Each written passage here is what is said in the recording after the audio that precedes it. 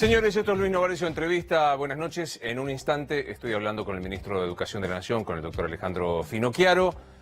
Un ministro que me parece que es interesante escuchar en la coyuntura en donde habitualmente estamos centrados en economía, lo que está pasando con el dólar, la cuestión política, qué está pasando con el rearmado para las elecciones del 2019 y probablemente sea un tema que dejamos postergado. Cuestión de educación que va bien ampliamente. ¿Cuánto gana un maestro? ¿Qué pasa con las paritarias? ¿Para qué sirve la escuela secundaria? ¿Por qué la universidad está como está? Si es que está bien o no, si sigue siendo competitiva, si sigue siendo lo necesario frente a los desafíos del siglo XXI. Vamos a estar charlando de esto. En una jornada que, como yo te decía, vuelve a tener dos grandes cuestiones. La cuestión económica, ya lo analizó Luis Majul y lo hizo Eduardo Feynman, me voy a abstener de hablar sobre este tema. Y lo otro que sigue siendo una enorme tensión en el gobierno nacional que detonó ahora con este pedido de juicio político que hizo ayer Elisa Carrió, a partir de declaraciones que te comentamos y que escuchaste aquí en el programa, y que tienen que ver con el supuesto, dice Carrió, encubrimiento o protección jurídica que hace el ministro Garabano a Cristina Fernández de Kirchner respecto a un desafuero y eventual prisión. Ya hemos fijado posición. En lo personal creo que el ministro Garabano, que es un muy buen ministro, de ninguna manera estaba intentando hacer una protección a una persona en el caso que se encuentre culpable. Es más, insistió con esto que es esencial. Los procesos para saber cuándo hay o no una resolución deben ser mucho más ágiles. No hay que esperar las instrucciones tan largas. Él dijo, no estoy a favor de las prisiones preventivas como modo de resolver este tema. Puedes estar o no de acuerdo, la ley dice eso. Y Carrió, furiosa, salió a pedir el juicio político, prácticamente en soledad. Por eso hoy la coalición cívica, que en realidad seamos sinceros, la coalición cívica es Carrió.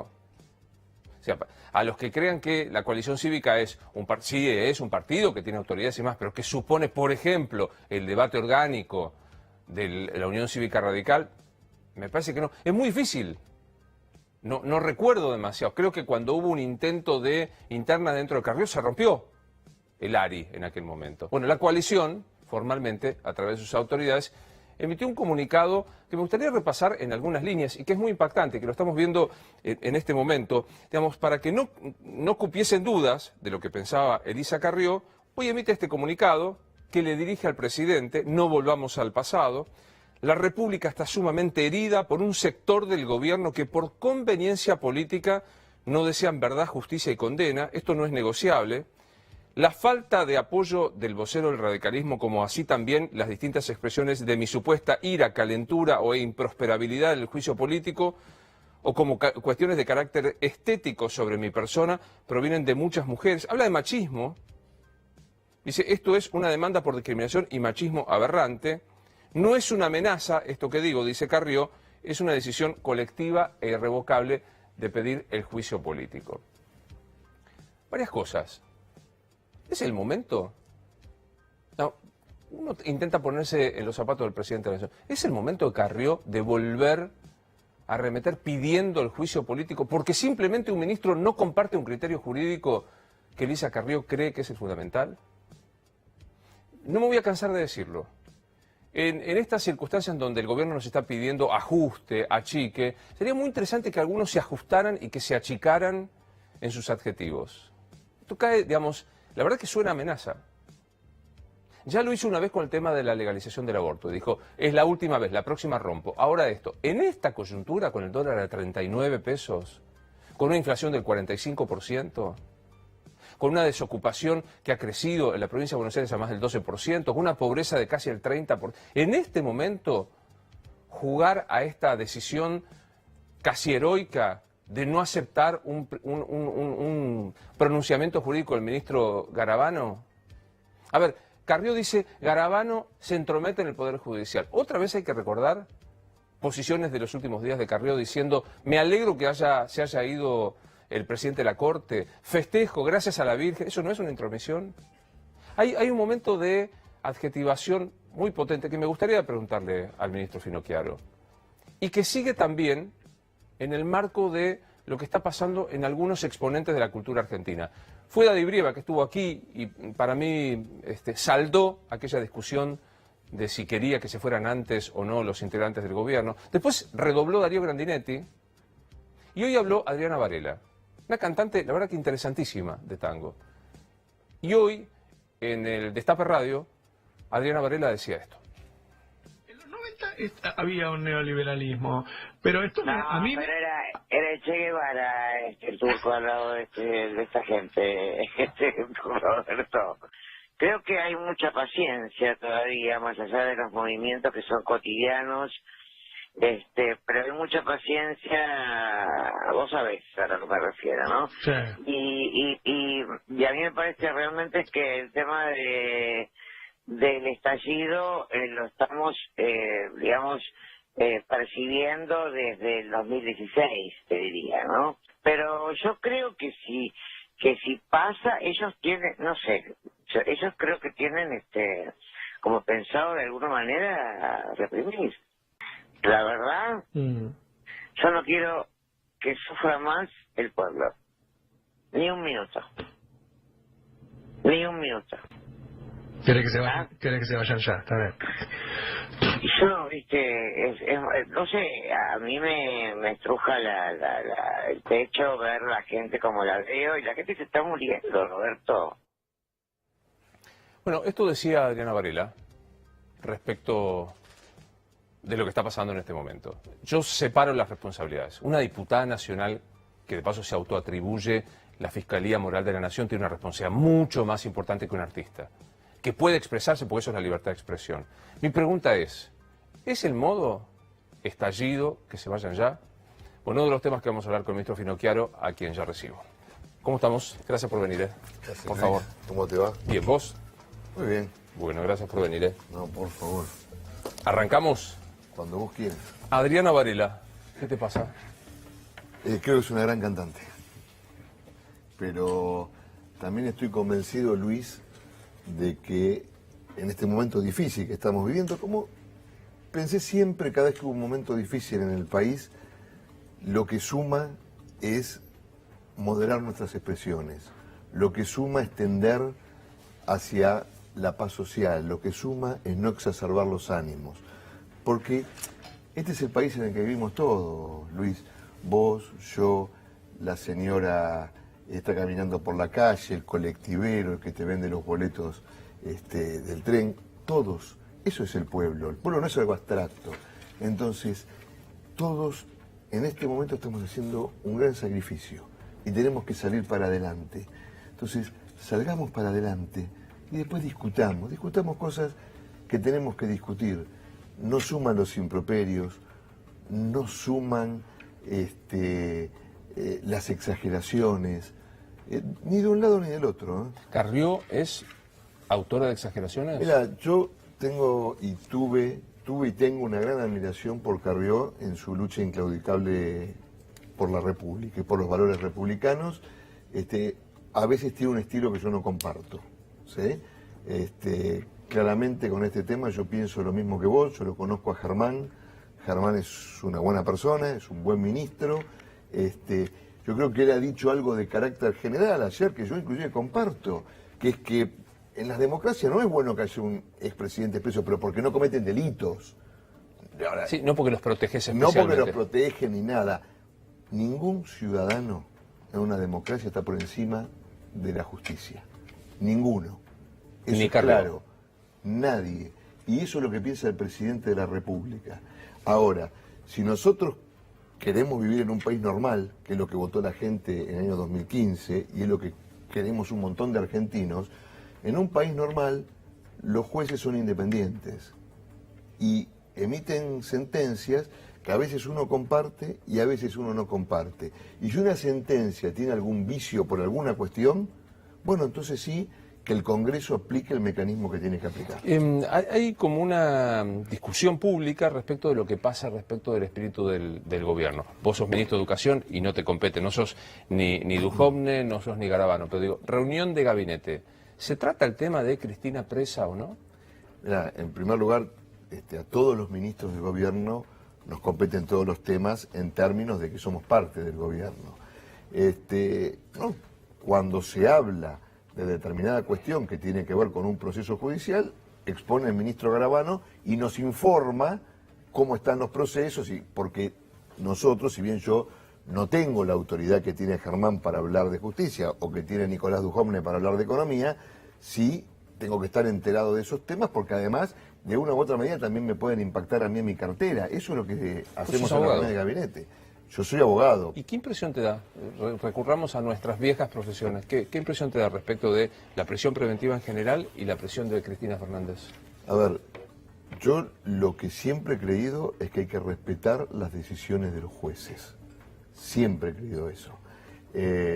Claramente, nosotros vivimos en un país donde a partir del 2015 se dio la ley del arrepentido, que posibilitó un montón de cosas, donde no es verdad que no haya personas presas, hay un montón de personas que están presas con procesos pendientes, ¿sí?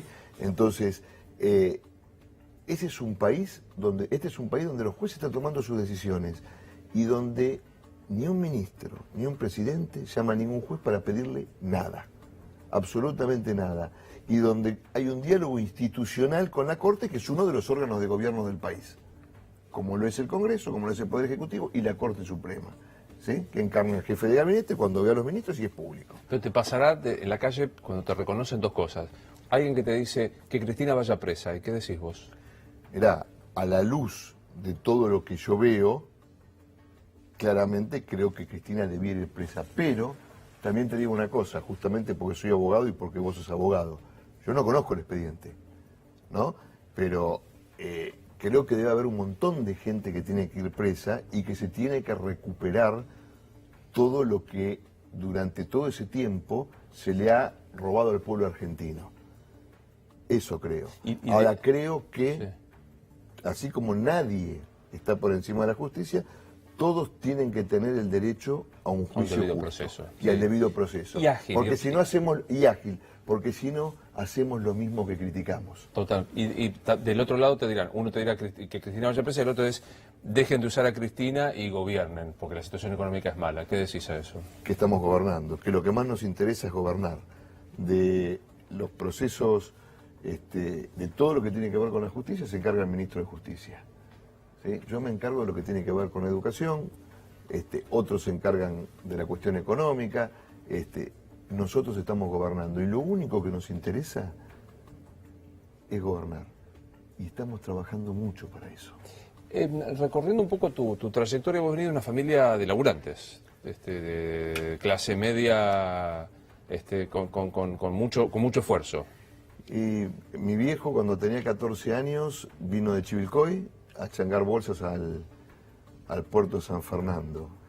Y mi vieja era una maestra normal nacional de una familia de clase media desclasada, que se empobreció muchísimo, nunca supe bien por qué. Mi vieja creo que no pudo superar eso en su vida, ¿no? Por ejemplo, nosotros nunca tuvimos casa propia, ¿no? Las veces que pudimos tener un auto, era un auto que tenía 25 años de antigüedad o cosas por el estilo. Sin embargo, yo no recuerdo esto con tristeza, pero sí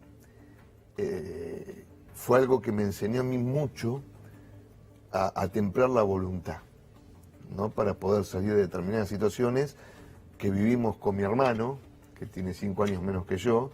Mi hermana tiene 16 años menos que yo, vino cuando éramos más grandes, pero y que sufrimos mucho en nuestra vida, y siempre creo que son aprendizajes que uno ha tenido, que hoy agradezco.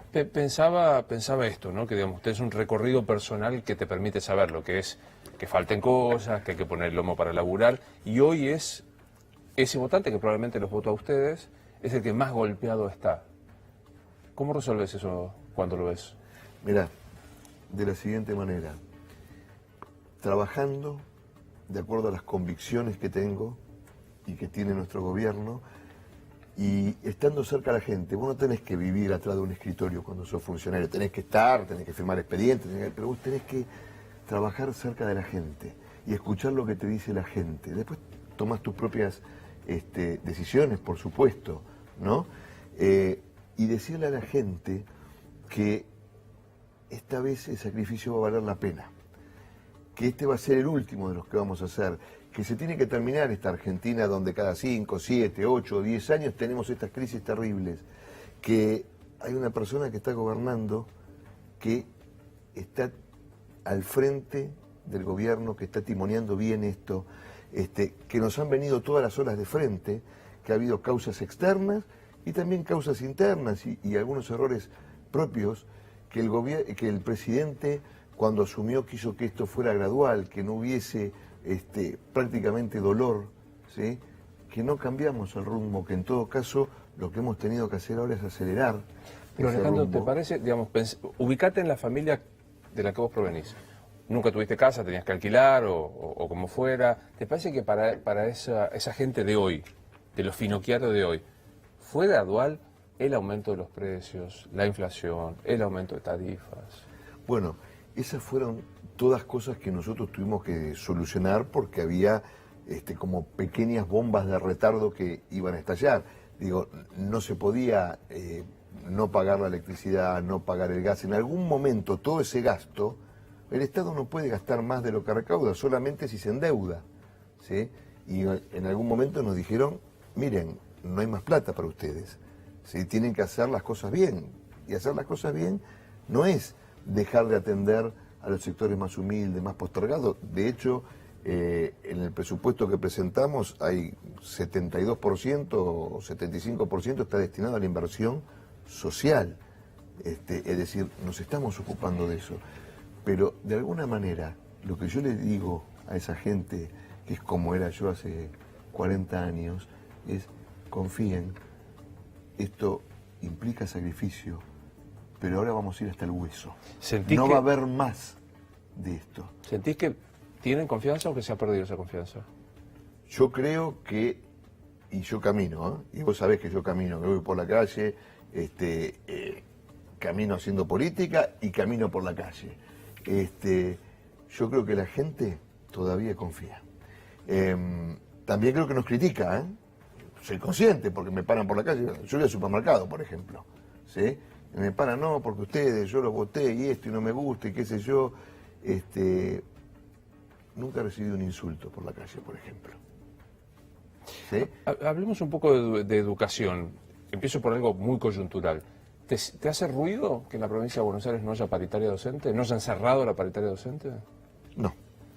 No porque, y esto creo que con vos lo venimos hablando, Luis, hace no menos de 1 año y medio, con vos y con otros colegas tuyos. En la provincia de Buenos Aires la paritaria docente no se cierra por una cuestión política, ¿sí? Porque no se quiere discutir lo que se tiene que discutir, ¿no? Pero claramente la gobernadora, el gobierno de María Eugenia, ha dado aumentos a cuenta. De hecho, hoy ha consolidado mediante un decreto para que los docentes no tengan más dudas de si van a cobrar el mes que viene, si no lo van a cobrar, para que no sientan esa angustia. Y lo que yo creo es que hay determinado sector del sindicalismo docente que no quiere dar la discusión que tenemos que dar. Pongamos el nombre y apellido. Cetera. Esto es Soñaleso, Baradel. Sí, ¿por qué? Porque Cetera ha decidido dejar de ser un gremio para transformarse en un partido político y posiblemente uno de los partidos políticos más hostiles a nuestro gobierno. Entonces ellos creen que le están haciendo un daño al gobierno de Cambiemos en la provincia de Buenos Aires, al gobierno de Macri a nivel nacional, al gobierno de Larreta en la ciudad de Buenos Aires, al gobierno de Cornejo en Mendoza. Pero sin embargo, no es así, porque finalmente, si se produce un daño, el daño es a los afiliados de ese gremio.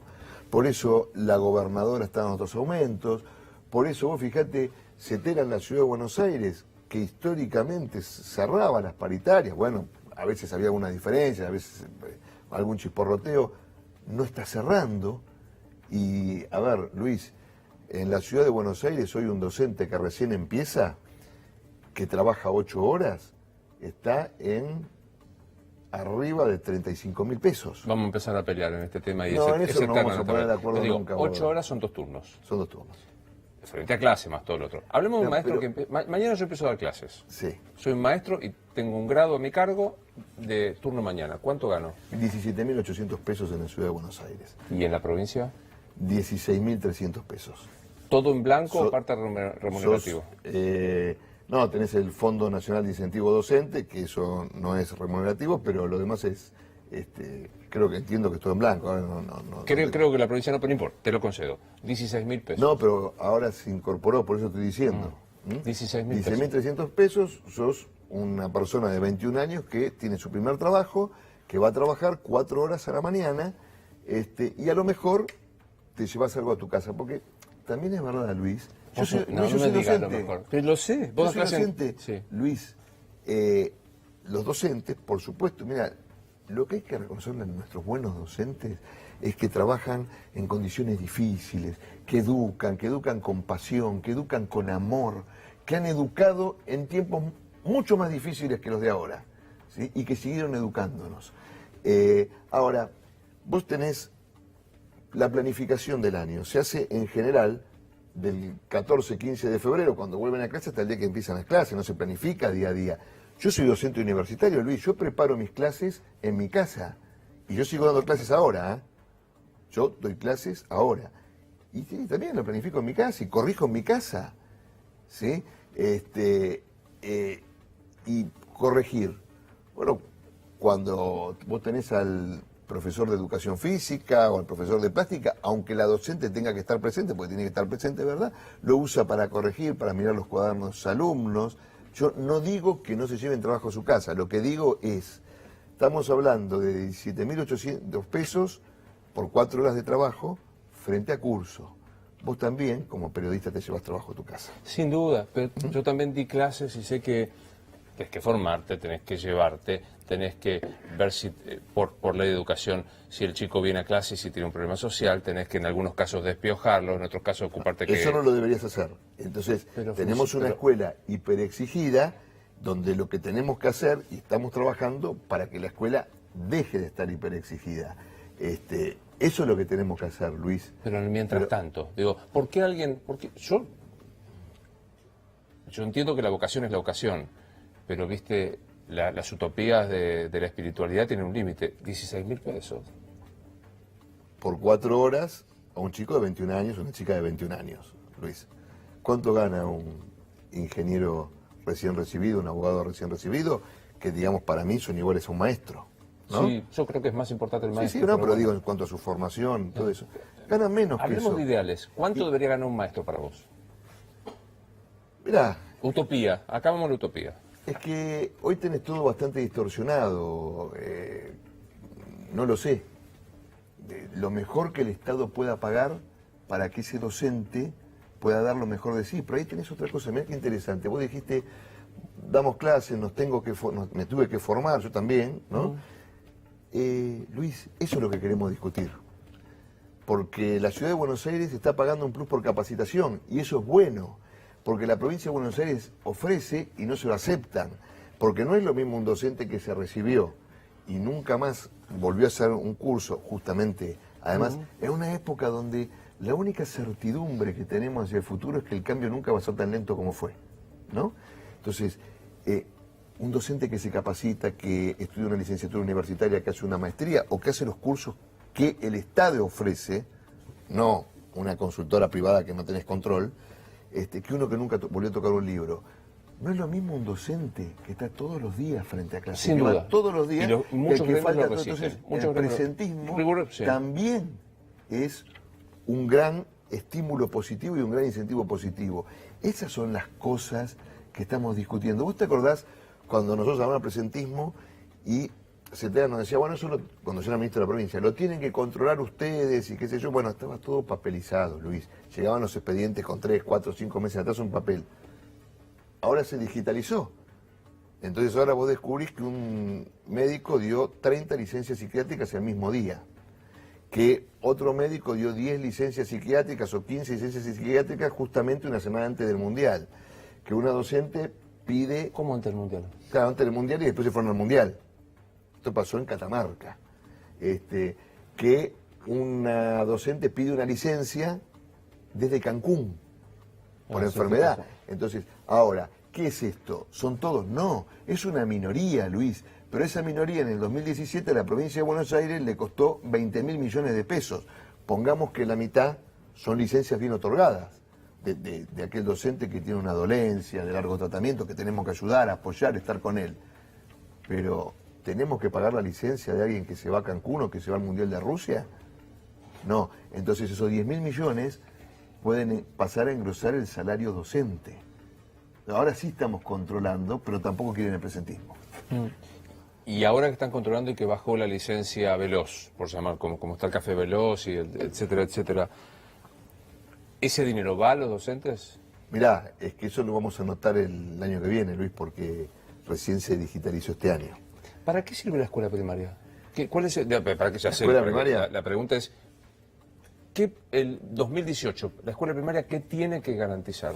La escuela primaria tiene que garantizar que cuando vos salgas tengas, primero, valores y te hayas socializado, te hayas aprendido a vivir en sociedad. Y después, fuertemente, que sepas leer y escribir correctamente y redactar correctamente, comprender un texto, sacar una idea y sepas hacer todas las operaciones matemáticas básicas correctamente. ¿Cuánto resulta? Yo sé que hay muchas diferencias, pero ¿cuánto resulta en general de los egresados de la escuela primaria que eso se consigue?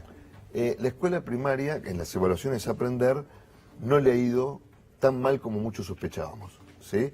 En realidad estamos reforzándolo, de hecho, tanto en las escuelas primarias como en las escuelas medias, nosotros, cuando fue la primera evaluación Aprender, tomamos las 3.000 casos donde el Estado más tenía que estar presente y estamos trabajando, son nuestras escuelas faro, y en el segundo operativo Aprender comenzamos a ver una mejora, ¿sí?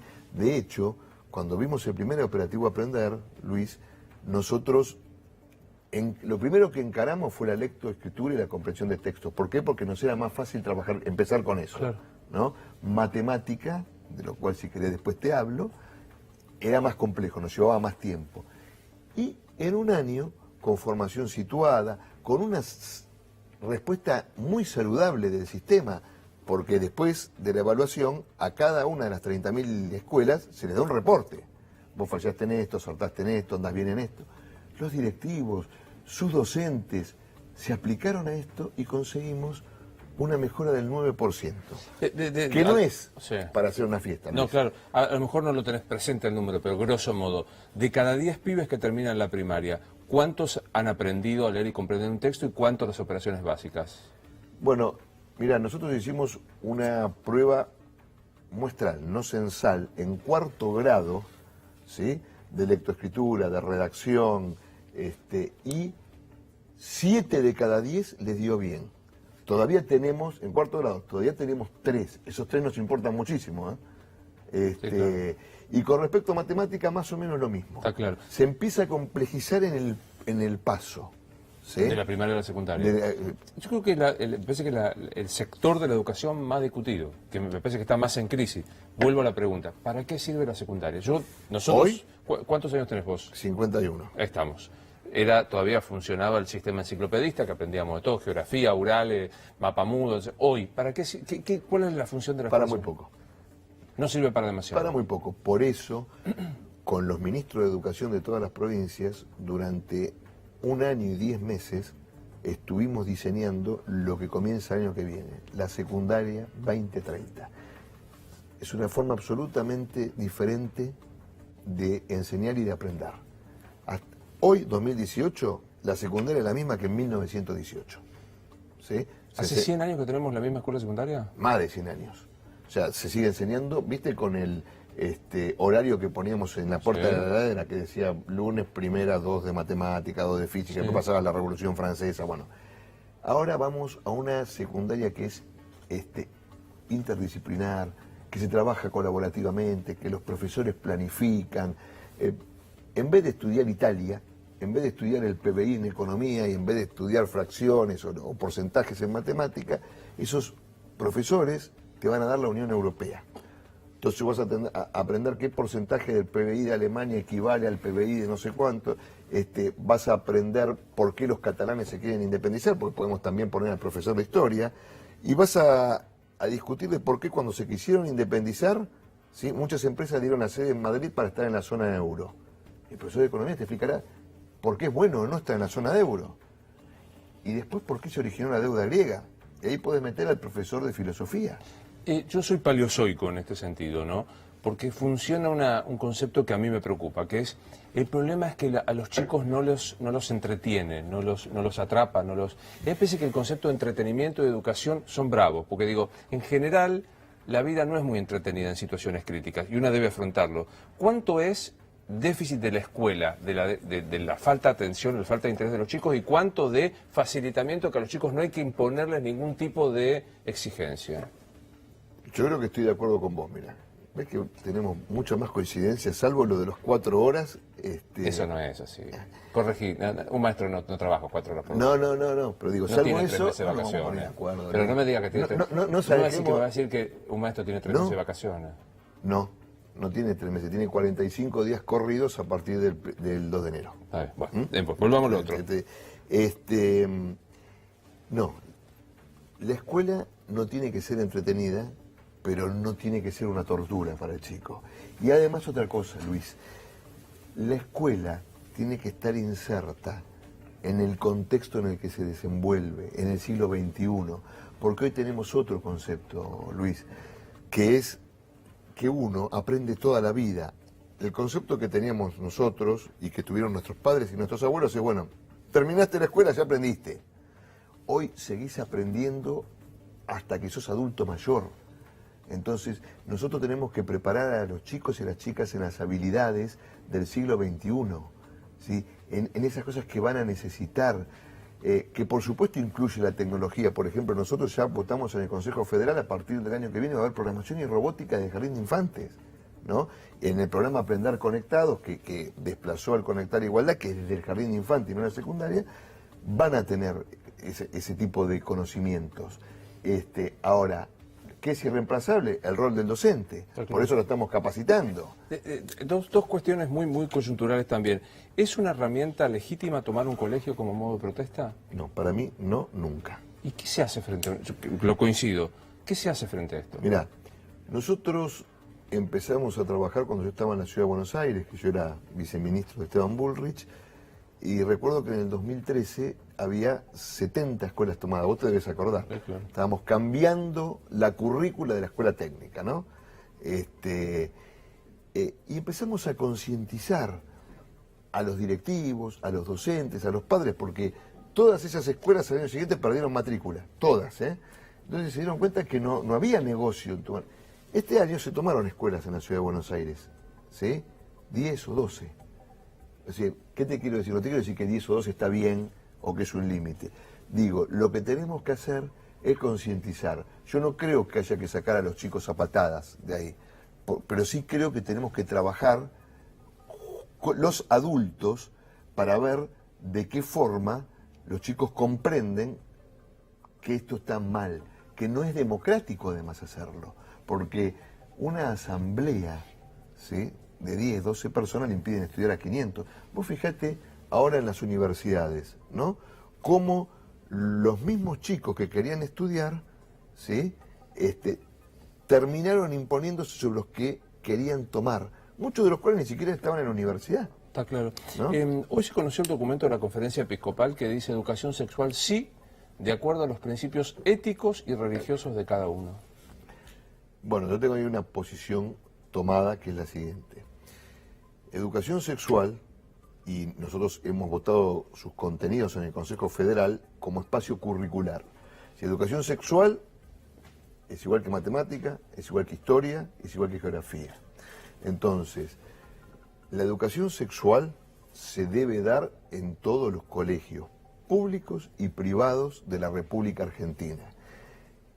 Pero por supuesto, tenemos libertad de expresión, ¿sí? Entonces, vos pertenecés, por ejemplo, sos el profesor que está dando la educación sexual integral en un colegio religioso, terminás de dar los contenidos que tenés que dar y vos podés decir, bueno, miren, de acuerdo a nuestra fe, a nuestra doctrina, qué sé yo, nosotros creemos en esto.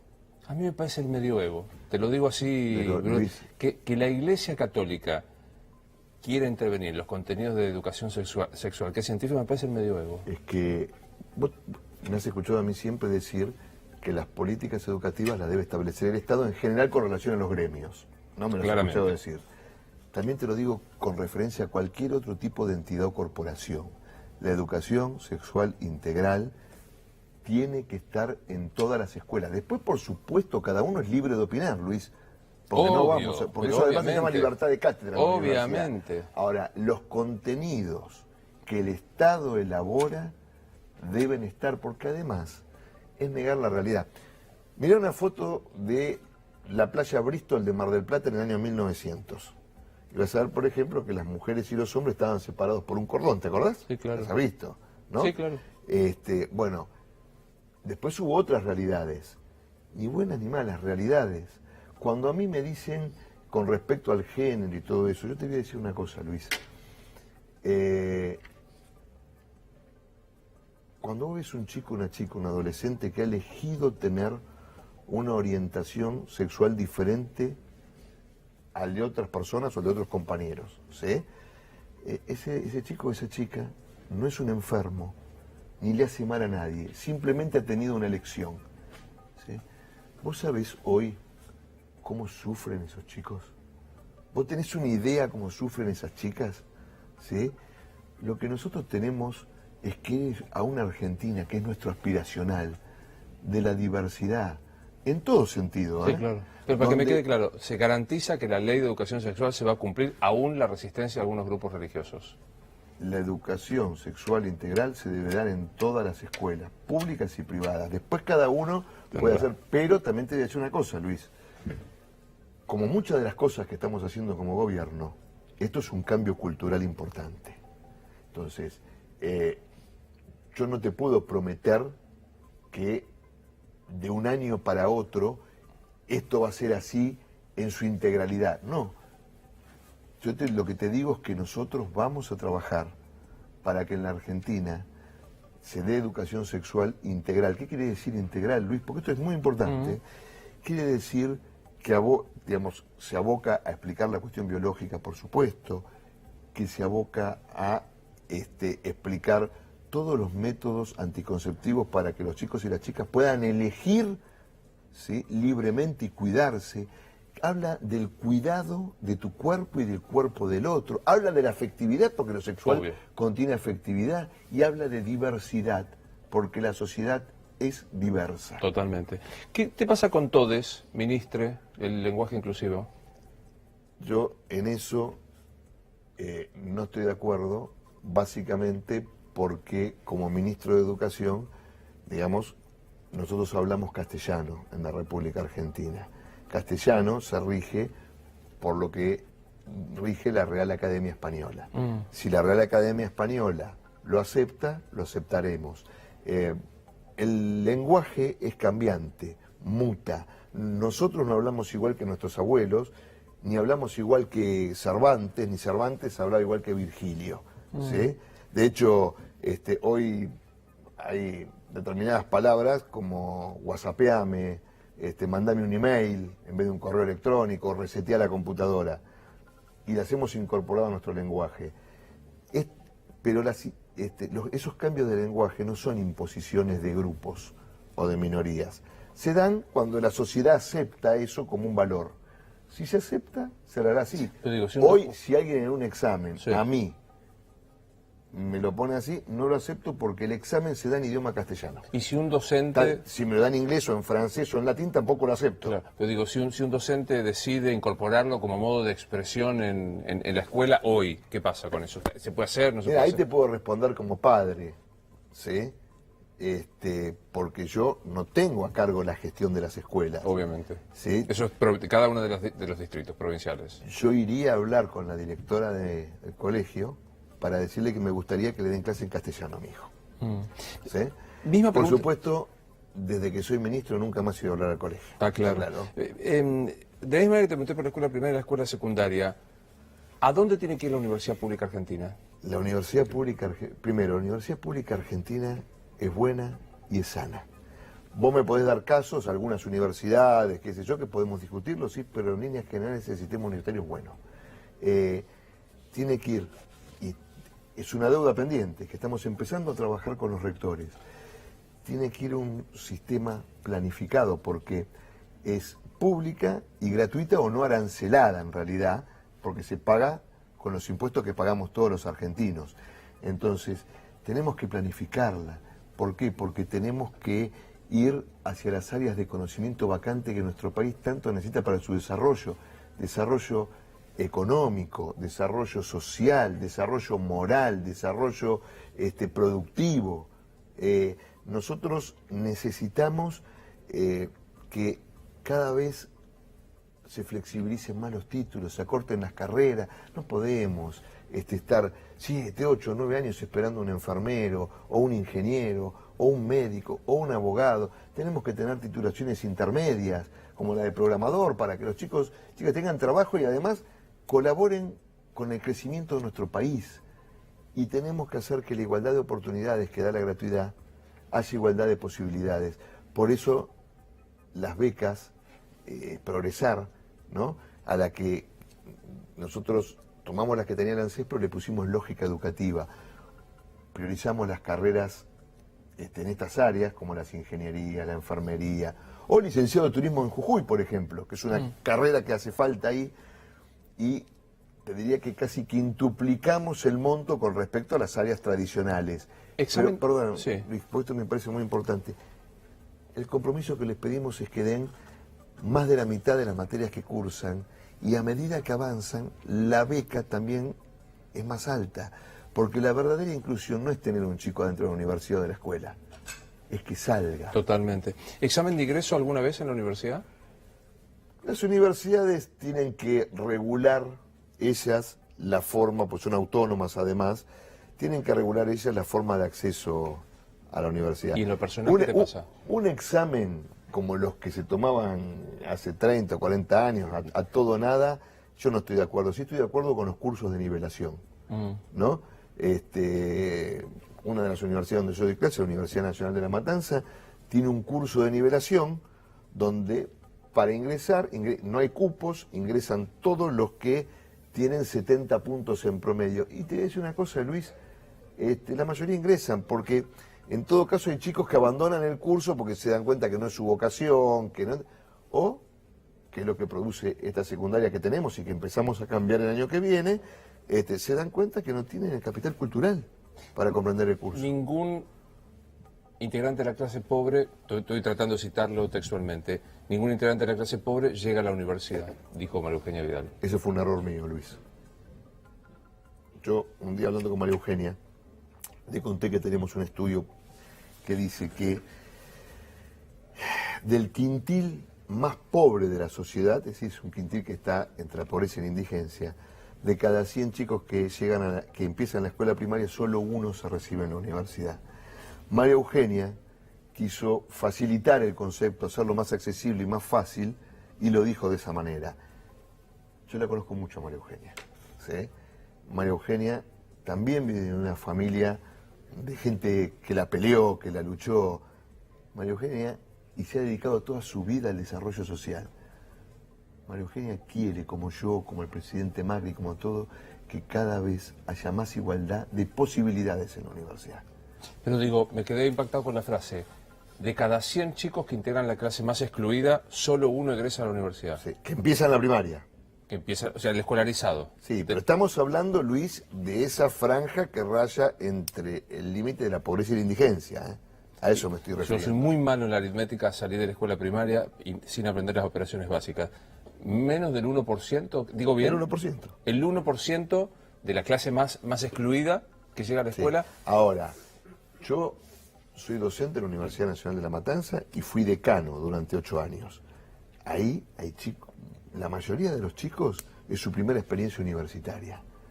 Ahí sí damos la batalla contra la ignorancia en la primera trinchera, ¿sí? Y estamos orgullosos, los profesores de la Universidad Nacional de La Matanza. ¿Qué como lees? Lomas de Zamora, como muchísimas otras universidades que damos la batalla contra eso. ¿Qué lees? ¿Ahora qué estoy leyendo? Ahora estoy leyendo La breve historia de Inglaterra de Duncan Townsend y estoy leyendo Los sufrimientos del joven Warder de Goethe. Sí, reapareció Carta Abierta. ¿Qué es Carta Abierta? Mira, es un colectivo de militantes kirchneristas o de intelectuales kirchneristas, ¿no? Yo creo que un intelectual puede estar comprometido con un proceso político, lo creo firmemente, pero también creo que un intelectual tiene que tener la suficiente capacidad de autocrítica o de crítica como para darse cuenta cuáles son las cosas que debe marcar. En todo caso, el intelectual le hace bien al proceso político que apoya cuando es una especie de tábano que dice, miren esto, miren esto, miren esto, ¿no? También lo tenemos que tener los funcionarios del gobierno. No tiene valor estadístico lo que te voy a decir, pero es de una percepción que creo que no estoy muy errado. Si te digo, nombrame actores, escritores o cantantes kirchneristas, me salen 50 nombres. Si te digo, nombrame cantantes, actores o escritores de Cambiemos, me salen 5. Mira, yo te podría nombrar más que 5, seguramente, pero ¿por qué no lo voy a hacer, Luis? Porque nosotros no buscamos actores, no buscamos cantantes, no buscamos escritores de Cambiemos. Nosotros buscamos una sociedad donde haya cantantes, escritores, actores que puedan ser libres, que puedan pensar críticamente, que puedan ejercer su profesión y ser felices haciendo lo que hacen. ¿La grieta es? La grieta es algo que comenzó en el gobierno anterior y de lo que hay que salir, La grieta es mala. Está bueno en la sociedad tener opiniones diferentes. Luis, yo te veo a vos, ¿sí? A veces estoy de acuerdo con lo que vos decís y a veces no, ¿sí? Como me pasa con muchos de tus colegas, como me pasa, pero ¿sabes qué? Valoro lo que decís. Yo a veces te he mandado algún mensaje diciéndote, Luis, esto, qué sé yo, y no me enojé nunca. ¿La grieta nació en el gobierno anterior, coincido, corregida y aumentada en este gobierno? No. No, nosotros no queremos grieta. Nosotros queremos una sociedad íntegra, donde haya diferentes pareceres, donde la gente pueda expresarse, donde la gente pueda disentir, tenga el derecho de disentir y la posibilidad de hacerlo, pero no la grieta. ¿Nos morimos y qué pasa? Alguna vez lo voy a averiguar, Luis. No lo sé. Y te voy a decir una cosa. Quiero vivir muchísimos años, muchos, pero tengo una curiosidad grande. Intuición, percepción, idea. No, creo que me estoy preparando toda la vida para el día que encare esa aventura. ¿Sos religioso? No, no soy religioso. No soy religioso de ninguna religión establecida. Soy espiritual. Creo en valores. Creo que sí hay algo que es más grande y más trascendente que nosotros mismos. ¿Te seduce un poco la idea de la reencarnación, de la mutación, de la vuelta? No necesariamente, pero sí creo en el alma, creo que hay un alma inmortal. ¿Qué va a pasar después? No lo sé, No. Luis. Bueno, reencarnemos, juguemos a reencarnar para el final. ¿Reencarnás en Cristina? Si yo reencarnase en Cristina, trataría de ir por el bronce en lugar de por el oro. ¿Reencarnás en Macri? Muy difícil, muy difícil reencarnar en Mauricio. ¿Sabes por qué? Porque yo no sé qué le podría aportar a Mauricio, porque los dos somos tipos de mucha voluntad, ¿no? Y los dos somos bosteros. A él le gusta Benedetto y a mí me gusta Guanchope Ávila. Pregunta tribunera de título y todo esto, viste que dicen si Evita viviera sería... Si Sarmiento viviera, ¿sería Cambiemos? Absolutamente, absolutamente. Sería de Cambiemos y sería un mal llevado adentro de Cambiemos. Porque Sarmiento es muy interesante cuando uno, pues es que a mí me apasiona la historia, cuando uno estudia historia, leer las crónicas de la época. Hoy hablamos de Sarmiento. Sarmiento en su época era sumamente criticado. ¿Sabes cómo le decían a Sarmiento? El loco. Era lo que en el campo le llamamos mal llevado. Siendo presidente, él visitó un manicomio, y uno de los locos que estaba ahí le dijo, Sarmiento, yo sabía que usted iba a terminar acá. Claro. Gracias por venir, mi hermano. No, gracias a vos, Luis. Esto es Luis Novarecio Entrevista. Hasta la próxima.